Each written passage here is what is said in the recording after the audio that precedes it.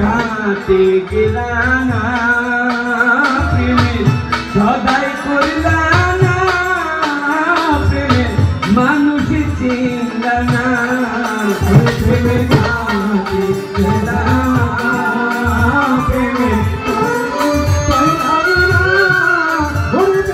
সদাই করলানা ঘাটে গেলানা প্রেমের সদাই করলানা প্রেমের মানুষ চিনলানা ও তোর সই মহলে আছে রে সাই দিদি বেরে ধর তোরে ও তোর সই মহলে আছে রে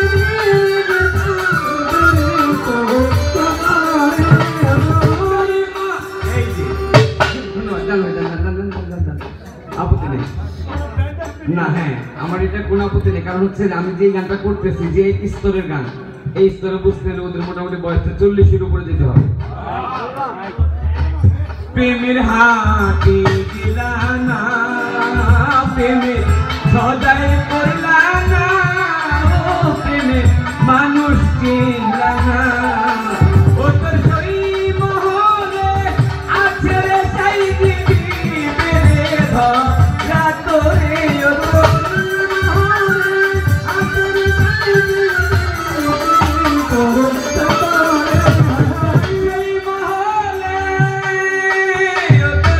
সই মহলে আছে রে সাই দিদি বেরে ধরা তোরে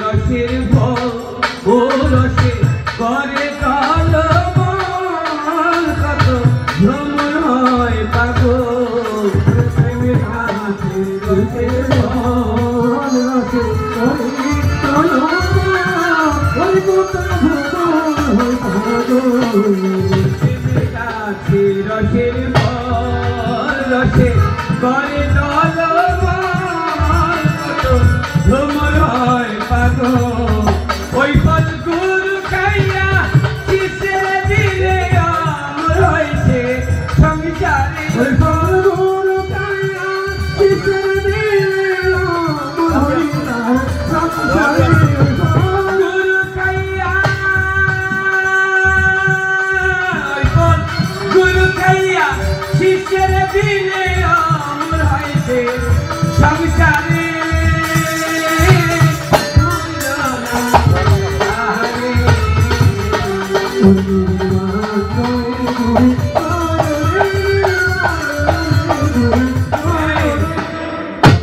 গানের কথা কি বললেন? প্রেমের হাটে গেলানা প্রেমের মানুষ কিনলানা প্রেমের সদাই করলানা ও তোর সই মহলে আছে সাইজি একদিন দিবেরে ধরা পড়ে।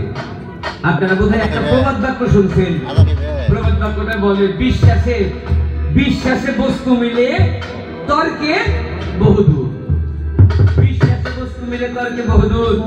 এই পৃথিবীর মধ্যে এই বরিশাল এলাকার মধ্যে একজন পীর সাহেব ছিলেন, ছোট বাজার বাবা। বরিশাল এলাকায় পীর সাহেব ছিলেন, পীর সাহেবের নাম ছিলেন দোল্লা পীর সাহেব।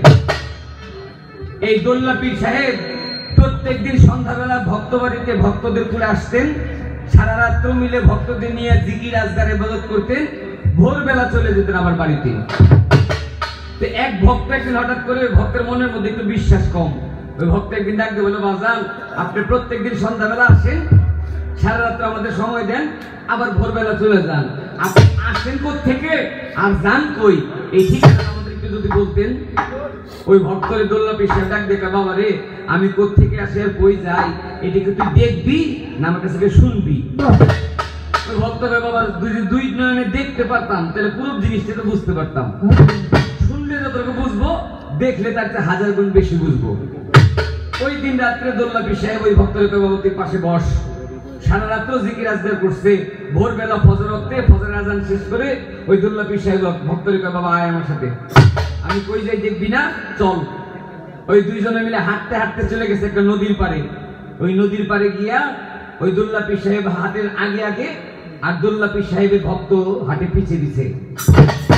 এখন নদীর পথ, সামনে হচ্ছে নদী, হাঁটতে হাঁটতে নদীর পার পর্যন্ত তো ভক্ত ঠিকই আসছে।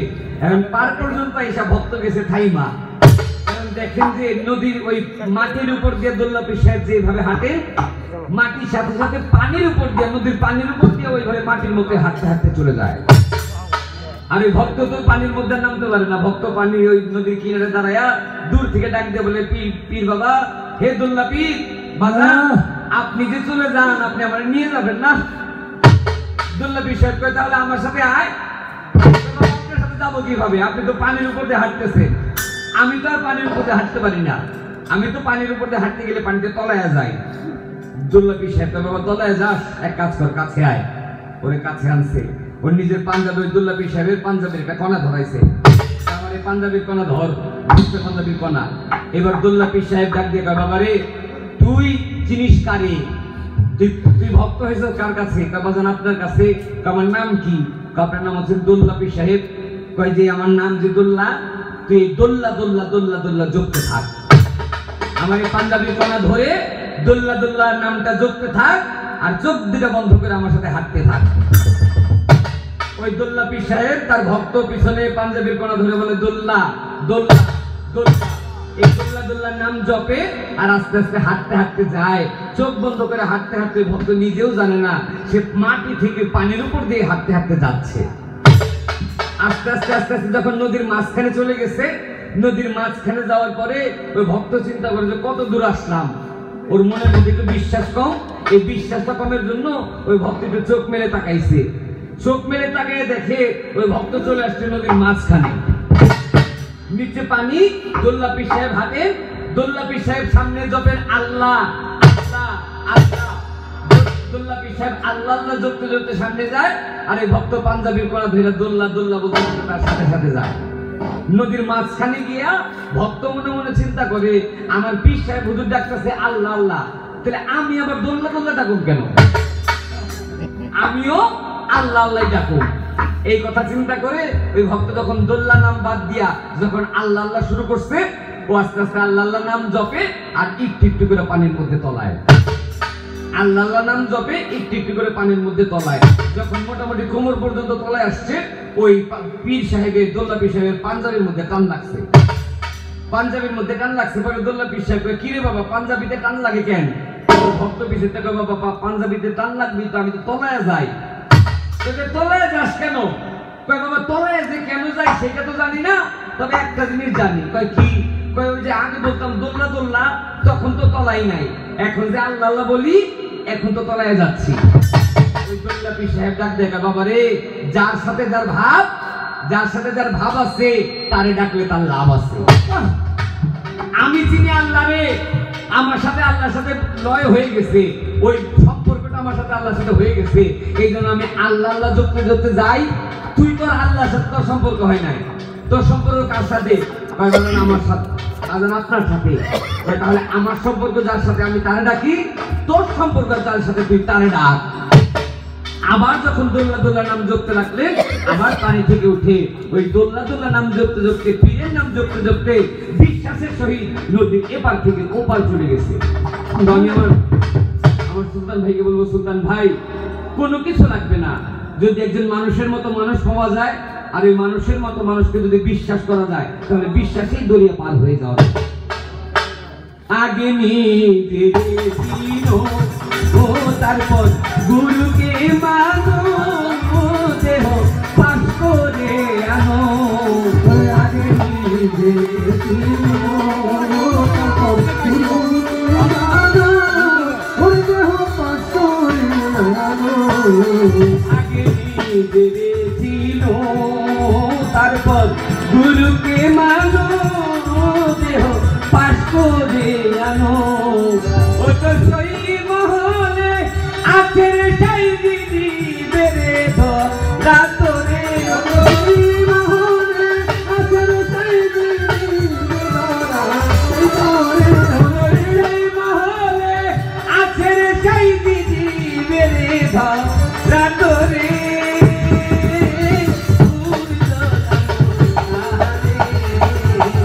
প্রেমের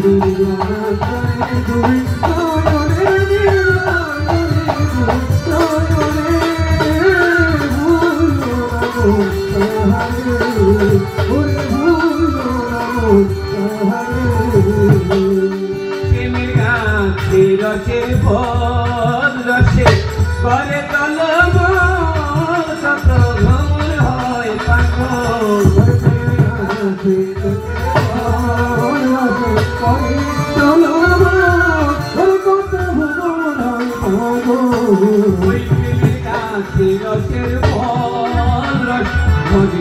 আমার পেয়াজবি মাফ করবেন আপনারা। আমি যে কোনো এক পীর সাহেবকে জিজ্ঞেস করছিলাম যে বাবা যে আমরা গানের মধ্যে বলি প্রেমের গাছের রসের ফল রসের কলম, এই প্রেমের গাছের রসের ফলটা কি? আপনারা মাফ করবেন আমারে। উনি তার এক ভক্ত মেরে ডাক দিয়া ভক্ত মেয়ের মাথায় রেখা মাথায় হাত রেখা এইটাই তো ফল, এইটাই তো ফল। তা আমি তো আমি পিছিয়ে বললাম বাজান তাহলে তো আমার মনের মধ্যে প্যাঁচ লেগে গেছে। কেন? আমি তো মনের মধ্যে প্যাঁচ লেগে গেছে গানের মধ্যে যে কবি বলছেন ওই ফল গুরু খাইয়া শিষ্যের দিলাম ওরা সংসারে। তো আপনি যেই ফল দেখাইলেন এই ফল গুরু খাইয়া যদি শিষ্যের দেয়, এক মহিলা যদি একজন থেকে আরেকজনের কাছে যায় তার চরিত্র নষ্ট হয়ে যায়, তার সতীত্ব তার মধ্যে থাকে না। তো এখানে তো পুণ্যের জায়গায় পাপ হয়ে গেল। বিষয়টা কেমন হইল? ওই পীর সাহেবকে বাজানে এত কিছু বুঝি না, আমি যেটা বুঝছি বুঝলে বুঝবেন, না বুঝলে না বুঝবেন। কেন? বুঝলে বুঝপাতা, না বুঝলে তেজপাতা। আমি বাজান আমার বোঝা হয়েছে, কিন্তু আমি আমার ছোট্ট পরিসর জ্ঞান থেকে যতটুকু বুঝি প্রত্যেকটা মানুষের মধ্যে এই ফলটা আছে। প্রেমের গাছ কি? প্রেমের গাছ হচ্ছে আপনার এই দেহটা। আপনার বাবা এবং আপনার মা এই দুইজনের মধ্যে যদি প্রেমের সম্পর্ক না হইতো তাহলে আপনার দেহটা পয়দা হইতো না। তাহলে প্রেমের গাছের রসের ফল রসে করটলমল। যখন আপনি আপনার মায়ের গর্ভ থেকে দুনিয়া আসছেন আপনি তখন নিষ্পাপ ছিলেন, তখন আপনার দেহের মধ্যে রসগুলো ছিল, ওই দেহের মধ্যে রসগুলো ছিল, কিন্তু আপনি মিথ্যে কথা বলতে বলতে আপনার মুখের রসটা আপনি শেষ করে দিচ্ছেন। কু জিনিস দেখতে দেখতে চোখের রসটা শেষ করে দিচ্ছেন, কু জিনিস ধরতে ধরতে আপনার হাতের রসটা শেষ করে দিচ্ছেন। ও বাজান, আগের দিনের মুরব্বী যারা তারা বলতে পারবেন, এখন তো আমাদের জ্বর হইলে ওই একটা নাপা ট্যাবলেট বা S+ খাইলে জ্বর যায়, অ্যালোপ্যাথি খাইলে। একটা সময় কিন্তু অ্যালোপ্যাথি ছিল না, হোমিওপ্যাথি অ্যালোপ্যাথি এই ঔষধ কিন্তু এক সময় ছিল না। ওই আমলে যদি কারো জ্বর হইতো মা বাবাকে কি করতো, এক গ্লাস পানি নিয়ে মসজিদের ইমাম সাহেবের কাছে যাইতো, ইমাম সাহেব আমার ছেলেটার জ্বর একটু পানি করে দেন। আর ইমাম সাহেব পানি করে দিলে ওই পানি খায় অনেকের জ্বর ভালো হইতো। এখন বর্তমান যান, বর্তমান যদি পানি পরে না দেন দেখা যাচ্ছে বর্তমান পানি পয়লা দিলে ওই পানিতে আর কাজ করে। আসলে দোষটা কার? দোষ কি পানি? পানির দোষ না, পানির দোষ। তাহলে যে ফু দেয় ফুয়ের দোষ না, মুখের দোষ। আমি যদি বলে হ্যাঁ সবগুলাই, আমি যদি বলি সবগুলোই, ও বাজান আপনার এই মুখ দিয়ে আপনি মিথ্যে কথা বলবেন, এই মুখ দিয়ে মিথ্যে কথা বলে যত কোরআনের আয়াত পাঠ করেন, যত পুরো কোরআন পাঠ করে যদি আপনি ফু দেন, মিথ্যে কথা মুখে কোরআন পাঠ করলে কাজে লাগবে। আর যদি আপনার এই মুখ দিয়ে কোনোদিন মিথ্যে কথা আপনি না বলেন, আমার আব্বা হুজুর মাখন সাহেব বলছিলেন, আমার এখনো মনে আছে, আমার আব্বা বলছিলেন বাবা তুমি মনে রাখো একাধারে 12 বছর পর্যন্ত, 1 যুগ 12 বছর পর্যন্ত যে ব্যক্তি মুখ দিয়ে মিথ্যে কথা না বলবে ওর মুখ দিয়ে যা বলবে তাই হয়ে যাবে। কি হবে না? ওই রকম দেহের মধ্যে 5টা রস আছে, স্পর্শ, শব্দ, স্পর্শ, রূপ, রস, গন্ধ। শব্দ আপনার কানে, আপনার সামনে একজন একটা খারাপ কথা বলতেছে, আপনি খারাপ কথাটা কানে না নিলেন, খারাপ কথা কানে না শুনলেন, তাহলে শব্দ। স্পর্শ, স্পর্শ আপনার গায়ে, আপনার এই পা দিয়ে আপনি কোনোদিন কুপথে না গেলেন, এই হাত দিয়ে কোনোদিন কাউরে অন্যায় ভাবে না মানলেন, এই মুখ দিয়ে কোনোদিন মিথ্যে কথা না বললেন, এই চোখ দিয়ে কোনোদিন খারাপ জিনিস না দেখলেন, তাহলে আপনার মধ্যে একটা রস পয়দা হয়ে যাবে, যেটাকে বলা হয় পঞ্চরস। আরেকজন কামেল গুরু আগে রসটাকে আস্বাদন করে নিজের মধ্যে অভ্যাসগুলো এনে নিজেকে পবিত্র করে ওই অভ্যাসগুলো যখন ভক্তরে খাওয়াইয়া দেয়, ওই ভক্তই হইতে পারে অমর। প্রেমের গাছে রসের ফল, ওরে রসে করে কলম, কত ভ্রমর হয় পাগল।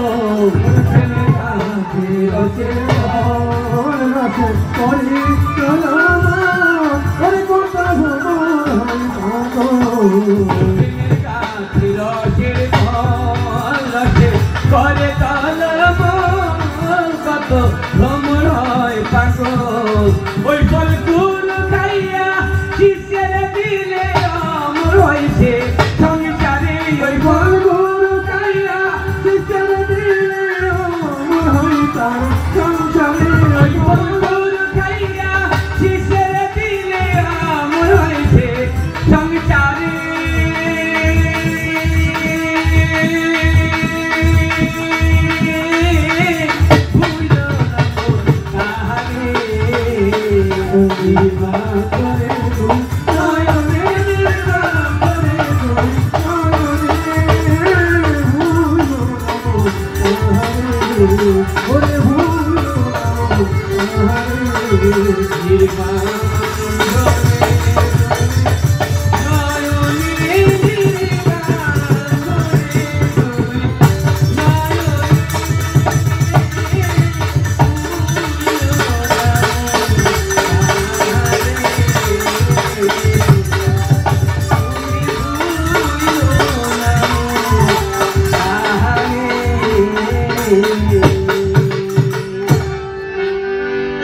বিলায়েতের বাদশা হইল আমার বাবা মাওলানা আমার বাবা মাওলানা হাবিবুল বশর মাওলানা হাবিবুল বশর মাওলানা মঈন বাবা মাওলানা আহমদুল্লাহ মাওলানা বিলায়েতের বাদশা হইল আমার বাবা মাওলানা আমার বাবা মাওলানা মাই ভান্ডারি উড়াইল ফটিক করি উড়াইল তার তরিকা নিশানা বিলায়েতের বাদশা হইল